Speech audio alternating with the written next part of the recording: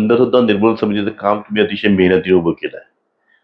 तुमच्या कामामुळे, संयमित मागणीमुळे तुमचे विरोधकही तुमचे चाहते झाले. तर हिंदुत्ववादी संघटना होत्या की श्याम मानव हिंदू धर्मात चुकीच्या प्रथांबद्दल बोलतात आहे. पण तुम्ही ही अशी भूमिका घेतली, पण तुम्ही आता पार्टी धरात.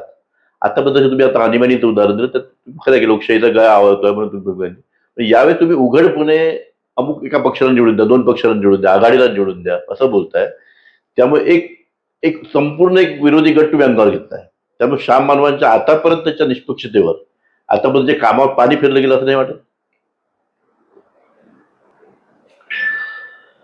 पुन्हा मी अखिल भारतीय अंधश्रद्धा निर्मूलन समितीचं काम का करत होतो? आमचं तर स्वप्न होतं, आम्हाला या संपूर्ण देशामध्ये, समाजामध्ये संपूर्ण क्रांती आणायची आहे. जयप्रकाश नारायणांच्या संघटनेमध्ये असताना हे आमचं स्वप्न होतं. संपूर्ण क्रांती म्हणजे ज्या समाजामध्ये ही चारही मूल्य खऱ्या अर्थानं रुजलेली असतील, सगळी माणसं समान असतील, सगळ्या माणसांना माणूस म्हणून प्रतिष्ठा असेल, असा समाज निर्माण करणं. 1978 साली ज्यावेळेस जनता पार्टी 77 साली निवडून आली आणि 80 साली ती पार्टी आणि तिचं राज्य संपलं, आम्हा सगळ्यांना हे स्वप्न भंग झालं असं वाटायला लागलं.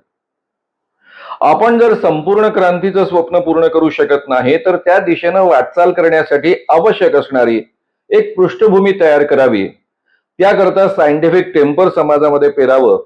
आणि अंधश्रद्धा निर्मूलन हा विषय मला त्या काळात महत्वाचा याही करता वाटत होता, कारण मी स्वतः अतिशय अंधश्रद्ध होतो आणि अज्ञानामुळं, आपल्याला माहिती नसल्यामुळं आपण अंधश्रद्ध होतो, ही जाणीव अतिशय अस्वस्थ करणारी होती. त्यामुळे किमान आपण ही माहिती लोकांपर्यंत पोहोचवली पाहिजे, हे ज्ञान लोकांपर्यंत पोहोचवलं पाहिजे.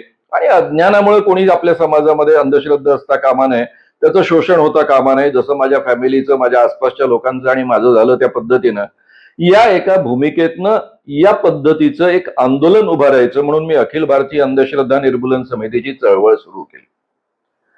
पण ही चळवळ सुरू करत असताना मी माझं स्वप्न संपूर्ण क्रांतीचं सोडलं नव्हतं.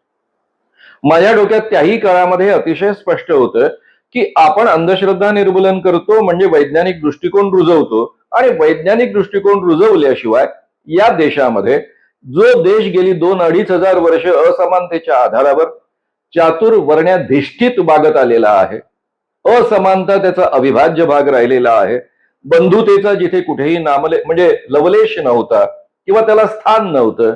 जर बंधुता या देशामध्ये असती तर या देशामध्ये कधीच अस्पृश्यता पाळली गेली नसती. आणि तिसऱ्या बाजूनं स्वातंत्र्य नावाची तर गोष्टच नव्हती, कारण या देशामध्ये केवळ ब्राह्मणांना शिकण्याचा अधिकार होता, संस्कृत वाचण्याचा अधिकार होता, इतरांना नव्हता. आणि कलियुगामध्ये बाकीचे सगळे ब्राह्मण वगळता जर शूद्र आहे असं टिळकांसारख्या माणसांचंच म्हणणं आहे, तर त्याबद्दल आणखी वेगळं बोलण्याची गरज नाही. या देशातल्या स्त्रियांनाही स्वातंत्र्य नव्हतं. अशा सगळ्या पार्श्वभूमीवर जर या देशामध्ये परिवर्तन व्हायचं असेल, ही घटनेची चारही मूल्य समाजामध्ये रुजायची असेल, तर वैज्ञानिक दृष्टिकोन रुजल्याशिवाय ही 4 मूल्य हा समाज स्वीकारू शकणार नाही. या एका उद्देशानं मी 43 वर्ष अखिल भारतीय अंधश्रद्धा निर्मूलन समितीची चळवळ चालवत होतो. ही चळवळ चालवत असताना लोकांचा सहभाग मिळवण्याकरता, त्यांना कमीत कमी दुखवून ही चळवळ आपण चालवावी, याकरताच आमचा स्वतःचा दृष्टिकोन काय होता?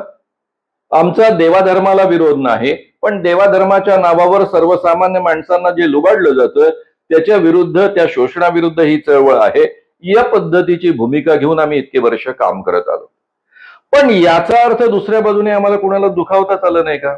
त्या काळामध्ये आम्ही मोठ्या प्रमाणावर बाबांना अंगावर घेतलं, या पद्धतीचं शोषण करणारी जी अंधश्रद्धा पसरवणारी माणसं आहेत त्यांना अंगावर घेतलं, ज्योतिषांपासून सगळ्यांना अंगावर घेतलं. त्यामुळे त्याही काळामध्ये आम्हाला हे करावंच लागणार आहे. आता जर अपरिहार्य असेल, या देशामधली राज्यघटना आणि त्यासोबतची ही 4 मूल्य टिकायची असेल, लोकशाही टिकायची असेल आणि त्याकरता लढाई करणं आवश्यक असेल, तर त्याकरता जी माणसं अंगावर येतील त्यांना अंगावर घेणं, याशिवाय दुसरा कोणता पर्याय आहे? ते मुद्दाम आपण करत नाही.